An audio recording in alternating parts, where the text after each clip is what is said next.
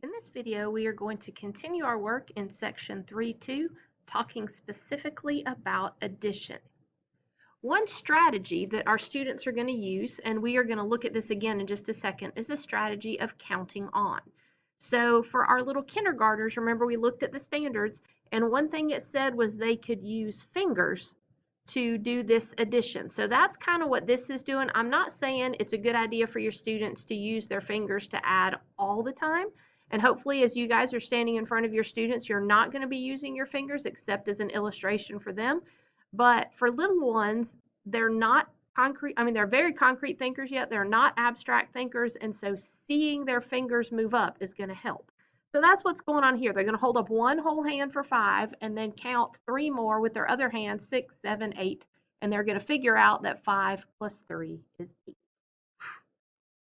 Okay, so let's go back to base 5. Remember I said to you guys that this will help you think like a kindergartner and feel like a kindergartner because you can add in base 10 without even thinking about it. So put yourself in base 5 for a second. You're a kindergartner in a base 5 world, and you are going to practice counting on. So you only have 5 digits, 0 through 4. So when you get to one whole hand, when you get to 5, you have to carry. So for that first one, you're going to hold up 2 fingers and then hold up one more finger, and you're going to see that 2 in base 5 plus 1 in base 5 is equal to 3 in base 5. But then in the second one, you're going to hold up 3 fingers, and then when you get ready to start counting 3 more, you realize that you run out of fingers. You run out of numbers. So I've got my 3 fingers, and then I'm going to go 4, I can't say 5, so it's going to be 10, and then 11. So 3 in base 5 plus 3 in base 5 works out to be 11 in base 5 because you have to carry over once you have one whole hand. And it's the same thing your students are going to do when base 10. Once they have 2 whole hands, they have to learn to carry over. And I heard a couple of you guys talking about that idea in your video that it's just like we do, it's just in a different place. Okay, so addition of whole numbers, an official definition is that if A and B are 2 disjoint finite sets, I knew y'all thought you were done with Math 150, didn't you? 2 disjoint finite sets, which means there's a limited number in both set A and set B, and that set A and set B have nothing in common. So if A has A things in it and set B has B things in it, then the number of elements put together, you just put those 2 numbers together. So the idea of disjoint finite sets is actually really kind of a big deal. And when we look at our word problems, you'll see what I mean on that. But that's the official definition of addition that you're going to see in your book. All right, so let's think about this in a first grade sort of idea. We're going to be looking at some real world story problems. We're going to look at it as a joining and a part whole. We're going to do subtraction in a different video. And it's important to notice that you're going to have your unknown in all positions. And we're also practicing the fact that in first grade, we want to have fluency with our addition and subtraction facts through 10. Those are supposed to be memorized. Okay, so here's some ways to do that. So here's a set model, and here we have a word problem. Jane has 4 blocks in one pile and 3 blocks in another. So notice that those are finite. 4 is a specific limited number. 3 is a specific limited number. And also the block piles have nothing in common. They are disjoint. So if I want to know how many blocks she has all together, I can add all the blocks in the first pile and all the blocks in the second pile together to get all the blocks in total. So this kind of model, my students, or my 2 older kids, did a lot of this when they were in early elementary grades, first, second grade especially. I saw lots of this on their homework papers. And it looks like a little molecule or maybe like Mickey Mouse ears. And what happens is you just take this number and put them together to get this number. That's what this model represents. So the 4 blocks in the first pile and the 3 blocks in the second pile combine together to be 7 total blocks. All right, we also have a number line model. So if our friend Josh has 4 feet of red ribbon and 3 feet of white ribbon, again, those are disjoint finite sets. There is no like red, white ribbon. Right? The red ribbon is separate from the white ribbon. And if I want to know how many feet he has all together, I can use a number line model. So I'm going to go from 0 to 4 with the red ribbon, and then 4 to 7 with the white ribbon. Notice that I'm adding these right here. I'm putting the number line, the arrows together on the number line. And then the answer is the end of the second arrow. It's where it ends up. So this kind of problem is a combine or a join to sort of problem. This kind of problem, you could think of it that same way. You might think of this one as a part whole. So Gail drank 4 ounces of orange juice in the morning and 3 ounces at lunchtime. It's important to note that she did not drink any other orange juice during the day. You have to make that point. Otherwise, you can't really ask the question. Because if she drank 4 ounces in the morning and 3 ounces at lunchtime and 7 ounces for snack, like all of a sudden your whole question is wrong. So you have to make the point that that was all the orange juice she had all day.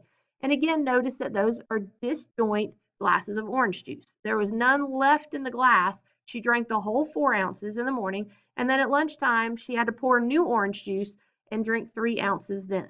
And you could use that same picture for that. So help your students with that number line model. The sum is represented by 2 directed arrows, with that meaning that they're going in a certain direction, and you place the end point of the first one to the starting point of the second one, and then they have to be joined together with no gaps and no overlaps. So for your early elementary school teachers, this seems kind of like a lot of overkill. However, when you guys get to measurement, the fact that you did no gaps and no overlaps is going to really pay off. That's going to give you some good benefits there. And also, you guys are setting them up well for when they do integers in 6th and 7th grade, and they have to do it with the number lines there, because that's a very common idea in middle school as well. So your early elementary grades are prepping you for those middle school grades coming up when they're going to be doing some more complex things. Okay, so let's look at the fact that we're working on fluency. Let's go back to that counting on that we did before. So most students with counting on, they start with the first one and then they add on the second one. So this particular student would hold up 2 fingers and then they would put 4 more fingers up one at a time while they count 3, 4, 5, 6. And they would come to the conclusion that 2 plus 4 is equal to 6.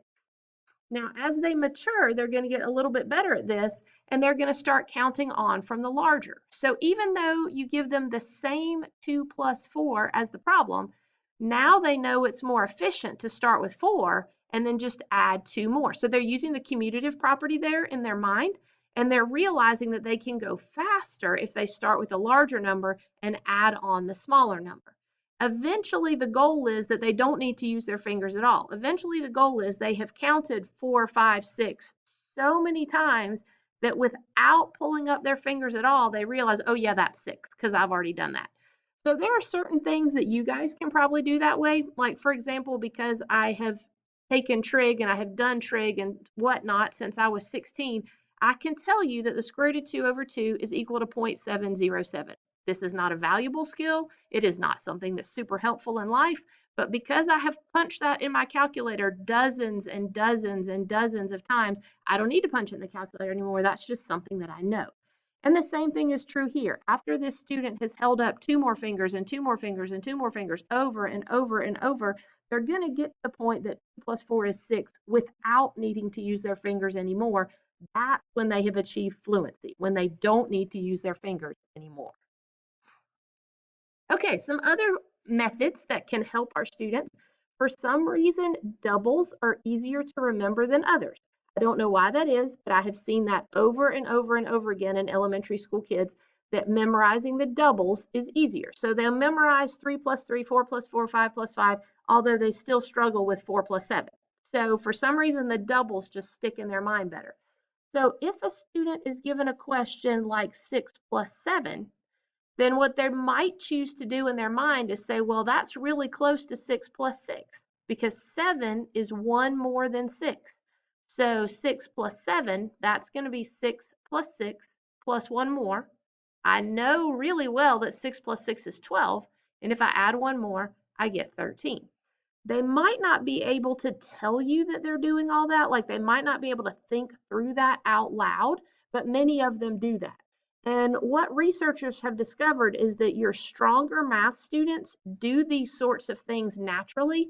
So if we can take our weaker students and give them these strategies that the stronger students just kind of automatically know, that you're going to help those weaker students not be weaker as they move forward. So giving them something like this, where knowing 6 plus 6 helps them know 6 plus 7, you're going to help them to be a stronger math student as they move forward because they're going to gain that fluency more quickly. Okay, let's see what you guys can do with 8 plus 9. So if you were going to do a doubles method for 8 plus 9, what numbers might you start with?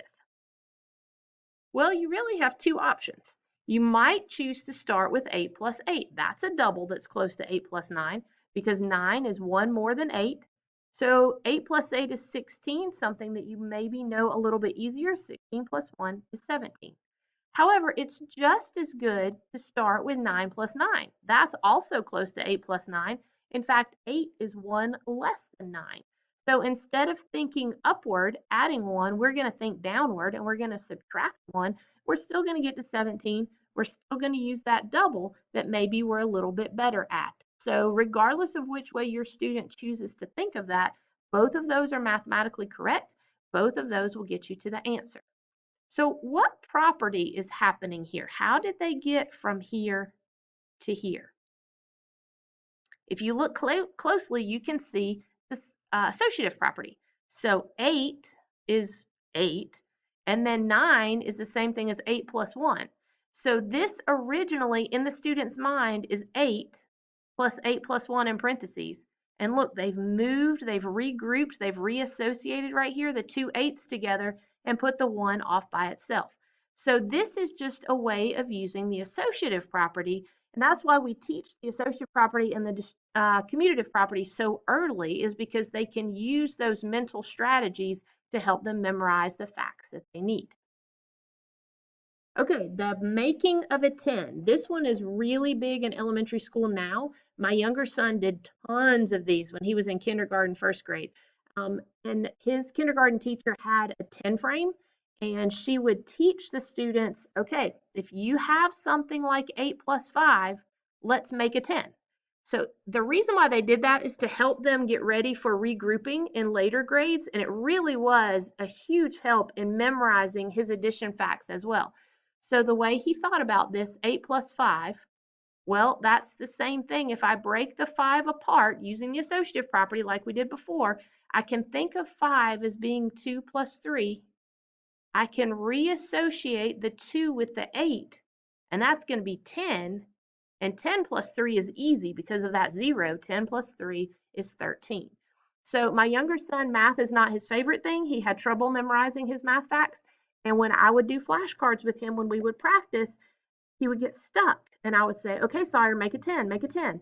And sure enough, as soon as I said those words, his mind would go this direction and he could tell me 8 plus 5 was 13. He just had to be reminded, because math is not his strong suit. He had to be reminded of these strategies. Whereas my older son, who was very gifted in math, I never had to tell him any of these things. He just got it and he just ran with it. So it was a good way of helping my younger son develop those good math skills that he would not naturally have had because it's just not his thing.